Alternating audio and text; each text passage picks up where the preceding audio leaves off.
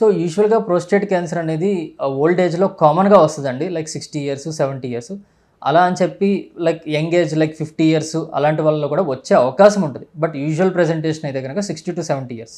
ఈ prostate cancer అనేది early స్టేజ్లో కనుక మనం ఐడెంటిఫై చేసి బాడీలో ఇంకెక్కడికి స్ప్రెడ్ అవ్వలేదు, ప్రోస్టేట్ వరకే కన్ఫైన్ అయ్యింది అంటే కనుక దానికి సర్జరీ అనేది ఆఫర్ చేస్తాం. సో యూజువల్గా ఈ సర్జరీ అనేది రోబోటిక్ సర్జరీ ద్వారా చేసుకోవటం ద్వారా చాలా బెనిఫిట్స్ ఉంటాయి. సో రోబోటిక్ రాడికల్ ప్రోస్టెటెక్టమీ అంటాం సర్జరీ చేసేదాన్ని. సో ఈ రోబోటిక్ రాడికల్ ప్రోస్టెటెక్టమీలో మనం రోబోటిక్ సర్జరీ ద్వారా చేయటం ద్వారా చాలా మినిమల్ బ్లడ్ లాస్ అండ్ పొట్టకి ఎటువంటి కోత లేకుండా పేషెంట్కి చాలా కంఫర్టబుల్గా నెక్స్ట్ డే నుంచి లెగ్స్ నడిచి ఎటువంటి ఇబ్బంది లేకుండా నొప్పి లేకుండా చాలా ఎర్లీగా హాస్పిటల్ నుంచి డిశ్చార్జ్ అయ్యేదానికి అండ్ ఈవెన్ సర్జరీ చేసేది కూడా చాలా క్వాలిటేటివ్గా చాలా ప్రిసైజ్గా ప్రోస్టేట్ క్యాన్సర్ అనేది రోబోటిక్ సర్జరీ ద్వారా చేయడానికి వీలవుతుంది.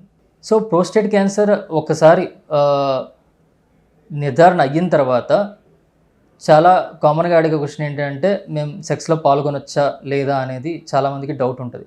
సో ప్రోస్టేట్ క్యాన్సర్ నిర్ధారణ అయిన తర్వాత కూడా still they will be able to do and they can perform sex. And ఇది ఆపోజిట్ వాళ్ళ సెక్షువల్ పార్ట్నర్కి ఈ చేయటం ద్వారా ఒకరి నుంచి ఇంకొకరికి స్ప్రెడ్ అయ్యే అవకాశం కూడా లేదు. ప్రోస్టేట్ క్యాన్సర్ నిర్ధారణ అయిన తర్వాత కూడా still they can have a safe sexual life with they partner.